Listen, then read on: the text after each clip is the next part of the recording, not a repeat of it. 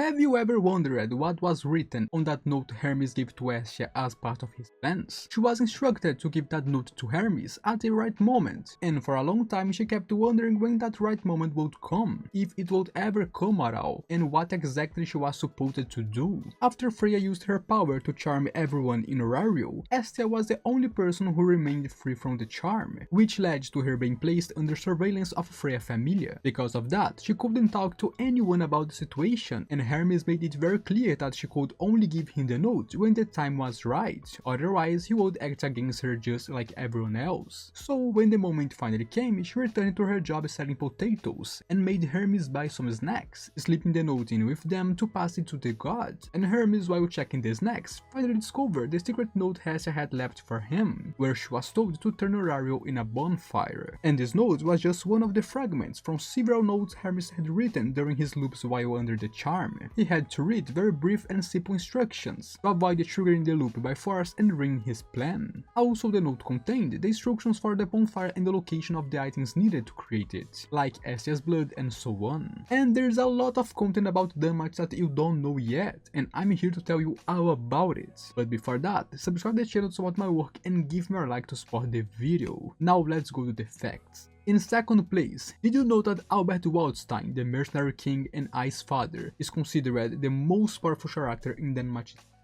Albert was known as the greatest warrior and hero of all time. During his life, he was hailed as the mercenary king and sword champion, demonstrating his mastery in swordsmanship, just like his daughter, who became the sword princess. We still don't know the full extension of Albert's abilities, but Motomeru has said that up to the current point in the history, Albert remains the strongest person to ever live in the lower world. He surpasses every Alfia, who is considered the second most powerful person in the world, with a strength equivalent to level 9. His swordsmanship is said to be exceptional, the finest ever seen in this world, flawless with a sublime technique. It's no wonder that Belle and Ice are often praised for their sword style, as it's Albert's very own style. And Albert's greatest feat of strength was his battle against the Black Dragon, which at the time still had both eyes, and in that fight he drove the dragon out of Orario and destroyed one of its eyes. And that's something that has never happened again, even considering that Zeus and Hera Familia, which had level 8 and 9 adventurers, also tried and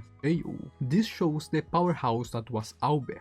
And unfortunately, however, Albert lost his life in that very battle against the Black Dragon. In third place, do you know how Hermes' plans worked under Freya's watchful eyes? As we know, all of Orario became Freya's eyes and ears, while Hermes was trapped in the loop every time he started to figure out what was happening to the city or who was behind it as the mastermind. But even in that situation, Hermes still managed to come up with a plan to fight back against Freya by turning Orario into a fireplace. You see, while Freya's charm was placed in nearly everyone under her control, she deliberately avoided turning all the citizens into mindless puppets. Instead, she simply made them her loyal servants and nothing more than this. And that's because doing otherwise would destroy Orario and the lower world itself. After all, this is the city of heroes, and there would be no new heroes born if she went that far. Thanks to this, a few individuals with strong mental resistance or a deep connection to Belle were able to maintain a sense of unease about the situation, driven by their strong willpower, and that's how they began to act in secret out of Freya's sight. The rebellion began when Uranus left Hermes Familia in charge of distributing firewood throughout the Orario, and this firewood was infused with blood, Hestia's ichor, that she had given to Asfi, and Asfi had placed it at specific collection points for Hermes to retrieve it.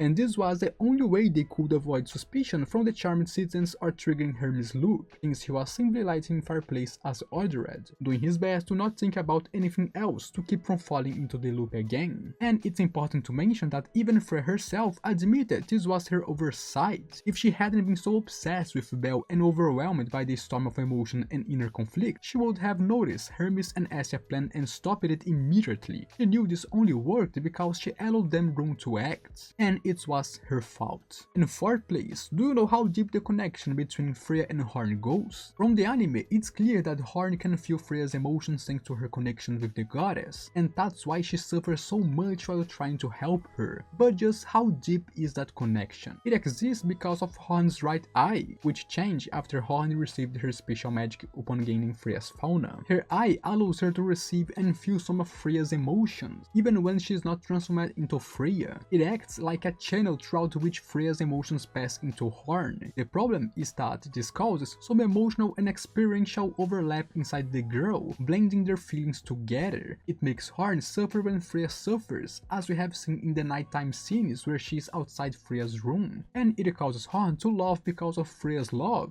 She fell in love with Belle originally due to Freya's feelings for him. This is how deep their connection is. In 5th place, do you know how hard it was to find the perfect moment to hand the letter to Hermes? It started when Hermes noticed he had been staying in Orario much longer time than usual, and that was very different from his normal routine, which involved frequent and constant travels. This change made the god wonder if he was somehow being held there by external forces, namely Freya's charm. That led him to suspect he was trapped in a loop, especially since he had no memories of the past few months. That meant some external force was erasing his memories. To leave clues for himself, Hermes wrote notes. Every time he tried to break free from the charm or remembers those notes, he triggered Freya's charm, causing him to burn the notes and forget everything again. Because of that, he needed some external clue to guide him on what to do next. That clue would be the note he gave to Hestia, which would guide him toward his bonfire plan. So the ideal moment for Hestia to give the note to Hermes had to be during a specific and strategic opening, one of his rare moments of clarity, a moment when he realized he was in a loop and started thinking about what he could do, but hadn't yet figured out the truth about the charm or who was behind it.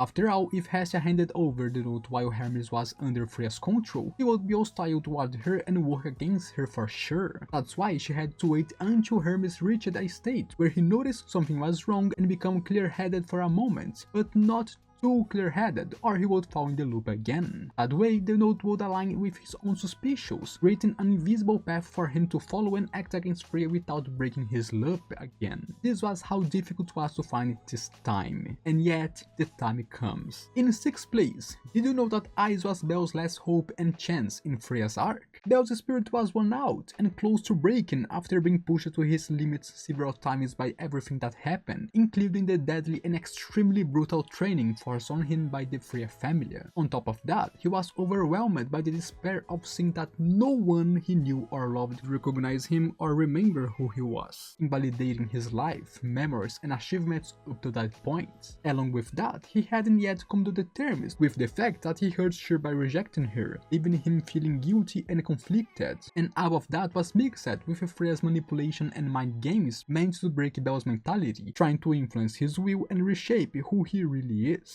At this point, Belle was completely wrecked, lost, exhausted, and standing at the edge of the abyss. But thanks to a brief moment of resolve sparked by Mia and Hayden, Belle made one last desperate move, something he had been avoiding until now, Ice Wallenstein. He felt that if she rejected him, the flame on his back would go out forever and everything would be lost. But he had to go to her. And luckily for everyone, Ice's memories and feelings for Belle were stronger than Freya's charm. They resurfaced, allowing her to not treat him like a stranger. And that brought Belle hope, a massive sense of freedom, and the determination to keep moving forward and end the situation once for all. But if Ice didn't recognize him, this would break Belle completely, and the leader's freeze would have lost his effects, and that would be the end of Belle Cranel. And that is it for today, guys. Comment below your favorite fact and opinion, and subscribe to the channel to receive new content and give me a like to support the video. Now I'm out.